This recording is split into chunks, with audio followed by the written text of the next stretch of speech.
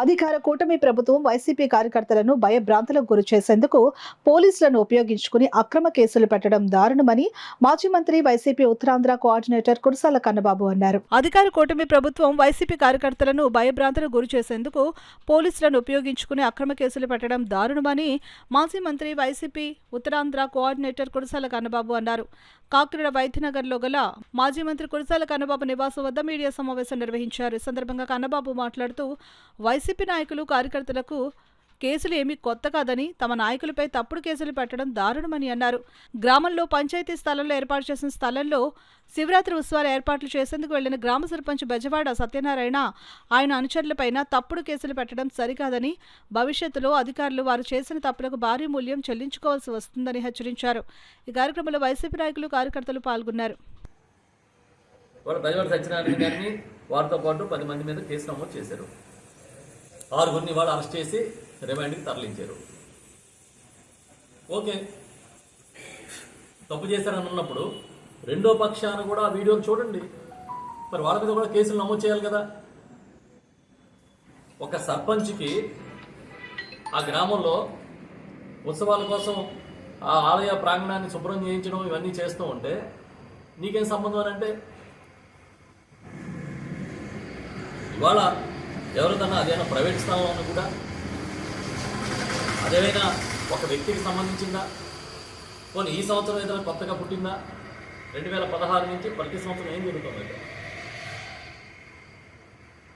ఎందుకు ఈ విధంగా పోలీసు అధికారులు ప్రవర్తిస్తున్నారు? ఇది చాలా దుర్మార్గం. ఇది పోలీసు అధికారులకు మళ్ళీ మేము చెప్తున్నాం, మీరే చట్టాలని అమలు చేసే మీరే ఈ విధంగా పనిచేస్తే మీరే కొత్త సాంప్రదాయాన్ని సృష్టిస్తున్నట్టు అవుతుంది. అరెస్టులేమి వైఎస్ఆర్ పార్టీ కొత్త కాదు. అరెస్టులేమి దాడులు గత 20 నెలల నుంచి మా పార్టీ మీద, మా నాయకత్వం మీద, మా నాయకుల మీద చేస్తూనే ఉన్నారు. ఇంకా మీరు చేస్తారని చెప్పి అందరూ సామాన్య కార్యకర్తల నుంచి ప్రతి ఒక్కరు ప్రిపేర్డ్గానే ఉన్నారు. కానీ వారి చేతిలో ఇవాళ పోలీసు అధికారులు ప్రవర్తిస్తున్న తీరు ఇది మాత్రం ఎంత మాత్రం సబబు కాదు. తప్పుడు సెక్షన్లు వేసి కేసులు పెడుతున్నారు. తప్పుడు విధానాలని, కొత్త విధానాలను తీసుకొస్తా ఉన్నారు. ఇప్పుడు ఏదైనా ఒక సమరం జరుగుతుంది, ఒక ఘర్షణ జరుగుతుంది, అక్కడికి మీరు వెళ్ళి దాన్ని ఆపడానికి ప్రయత్నం చేశారు, అయినా సరే దాడి జరిగింది, మీరు కేసులు పెట్టారు అంటే ఓకే. కానీ అసలు అక్కడ ఏమీ లేదు. అలా ఆటో తిరగకూడదు, ఆలయం దగ్గరికి ఎవడో వెళ్ళకూడదు, మీకేం సంబంధం అని పోలీసులు అడుగుతారా ఒక సర్పంచ్ని? అంటే ఇవాళ అధికార పార్టీయే దేవుడికి పూజలు చేస్తారా? ఇప్పుడే నాకు మా ఎంపీటీసీ గారు వాళ్ళు చెప్తున్నారు, రేపు శివరాత్రి రోజున ఆయన తీసుకొచ్చిన పాలే అభిషేకం చేయాలంటండి. అప్పటివరకు ఎవరు కనీసం భక్తులు ఆ శివాలయంలో చేయకూడదంటారు. చాలా చిత్రంగా ఉంది. చూస్తున్నాం కదా తిరుపతిలో ఆ లడ్డు దగ్గర నుంచి మొదలుపెట్టి అసలు ఏ దేవుణ్ణి వదలట్లే. మొన్న శ్రీశైలంలో దీక్షాదారులందరూ కూడా, స్వాములందరూ ధర్నాలు చేస్తున్నారు. అంటే ఇవాళ దేవుడి మీద కూడా, అంటే మీకు ఇచ్చిన అధికారం దేవుడి మీద కూడా ఇచ్చారనుకుంటున్నారు. మీరు ఏం చేసినా చెల్లుబాటు అవుతుందని ఈ ప్రభుత్వం అనుకుంటాం. కరెక్టే, ప్రభుత్వాలు శాశ్వతం కాదు.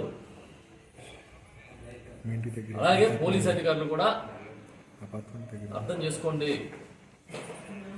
ఎందుకంటే మీరు ఒక పార్టీకి, ఈ ప్రభుత్వంలోని పనిచేస్తున్న అధికారులుగా కొమ్ముగాసే కార్యక్రమం చేస్తే,